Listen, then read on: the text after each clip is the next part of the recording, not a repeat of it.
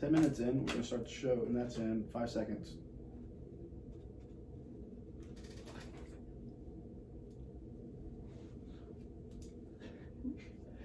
Okay. It's like, this is the funnest hope show we've ever done already. Welcome to the show, Jennie and Jennie VanBuskirk. I'm getting better at it. So, I did want to talk to you about well, I'm going to let you tell them. It's the Main Street, what's it called? So, our actual name is Pryor Main Street. People get that confused a lot because they think that's the only thing that we are kind of tied to is just that area. But really, that's just a name. Yeah, it's really just a name because there's Main Street organizations all over the nation. And so we're kind of coined to Pryor Main Street as just like an incorporated, not so much that's the only place that we service. So, but you have an office there. It's kind of like where you operate. Yeah. But actually, my office is on Van. If we're getting technical. VanBuskirk. They planned that. They knew. So we've got a lot of fun before so there's like 20 minutes of us trying to figure out how to intro into this, which I'm not very good at, which you guys already know. But the important thing is we're here now with Jennie VanBuskirk, and she's going to tell you about Pryor Creek, which is, what is the population of our town? So technically right now it's like around 9,700 and some change. Yeah, Google it. That was like an exact number. Did anyone? Yeah, something like that. Yeah. I dare one listener to be able to do that accurately. Yeah. Within the exact tens of how many people are in their town. 9,748. Is that according to like a census? Yes. Where did you get your data? From the census. That's amazing. I want to grab my phone and Google it now. Don't do it. To prove accuracy. You have taken an interest in downtown Pryor. Yeah. That's your gig. Yeah, so I grew up here, small business specifically, but then also I wanted to make money. And the way that I was going to make money is by getting people in our community passionate about supporting something small.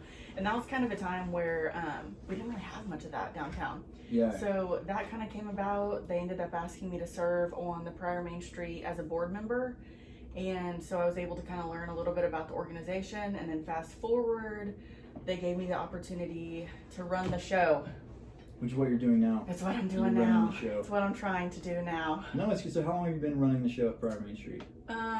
Okay, so I was thinking about this morning. So almost 2 years, year and a half. I think we're sitting at a year and a half. Do you like it more than selling clothes? I do. Yes, for now. Well, I like it. It's not a trick question. Just say whatever you feel like. Sorry. Yes. Yeah. Yeah.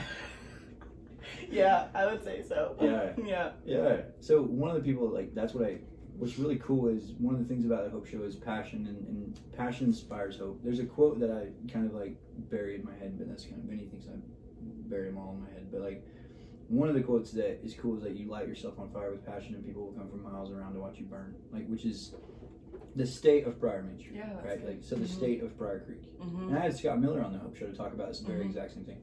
So like it was almost like when I was a kid, there was this pride in your community. So like even the elders, I would say the elders of the community, they were businessmen.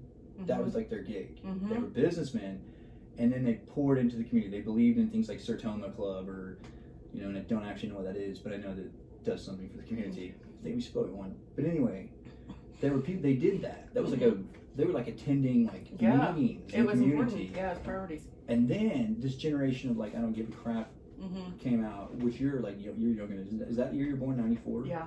This year my wife was born. So you're 25. I'm 26. You're 26 years old. Yeah.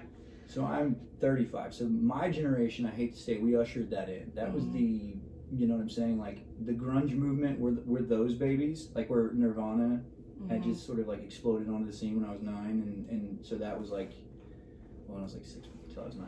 But anyway. So not caring became like the new standard. That became the new standard.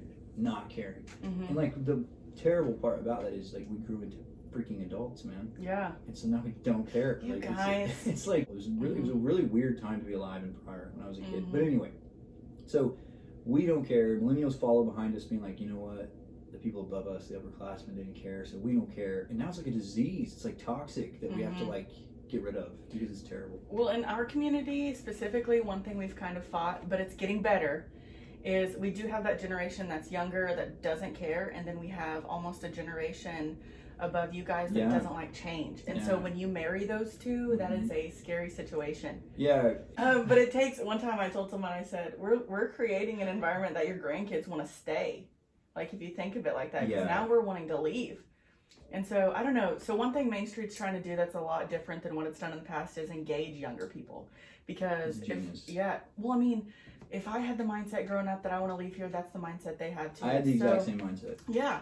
And so if there's not anything to do here, now we're trying to work with them and kind of change the dialogue of, okay, there's nothing to do. Let's change where we're at, not change, where we're going. Which you have an uphill battle because the stimulation is like nuts right now. Like, they have to have a cell phone, they have to have like an iPad. Like, that's the generation they grew up in, so they always have to be doing something. I mean, it is, but I feel like we are only getting better at honing in on that and just kind of taking that and making it a little bit. I would agree. What you can like accurately measure this because like Pryor Main Street's grown underneath your. How many people are in this now? We had, so since I kind of stepped up and helped with that and our board and stuff since then, don't be modest. We've had throw it at us. an 80% increase. That's gigantic. I know, it's kind of crazy. That's a lot. It's kind of, it makes me. Yeah, like I know. 80%, that's a lot. I know, it is kind of crazy. And then it's just, and most of those are people that approach us just because they see the change. Like you said, your quote, if you start a fire within you, people, something, whatever, something about fire. I think I like yours better. Self-burning. Fire. Okay. Start a fire, people will come to you more.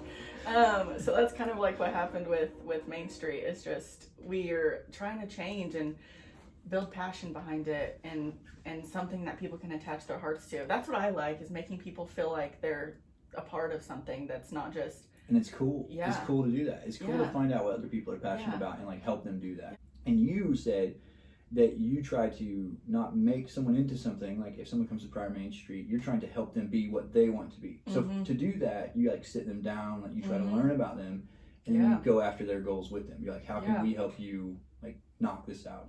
So you offer like services to help businesses, which it's only like it's not very much money to join. No, it's $250 a year, or we offer it monthly too, just whatever. I mean, because I know owning my own business, $250 at one time seemed kind of daunting. So you're a small business, well, every dollar's accounted for in small business.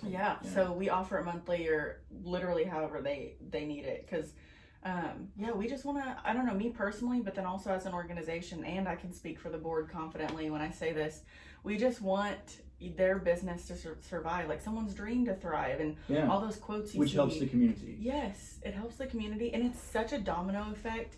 If one small business has one good sales day, everything, you know what I mean? These are the people that are, sponsoring the soccer games. These are the people that are sponsoring the football games. Which is like desperately needed. Yeah. Because like right now, the city puts no money into Little League Baseball, which is like, that's insane. The city doesn't pay like not a dime to Little League Baseball. We're like the only town in the world that doesn't do that, which is like pathetic, but you know what? That's for another time. But like, when I heard that, I was like, this is not good. Like, this is bad. Anyway. So when you said that, that's when I was like, because it's only $250, which we're gonna be in this. We're writing our check into the show, but it's like it's a $250 check. It's like, you know what I mean? Like, I know. No, but it's like I'm in it not for any reckless. We have a network of resources and we help other businesses much the same way. And so like it's not necessarily for that, but it's like we believe in what you're doing. And so like any way that Reckless can help, like we're all in.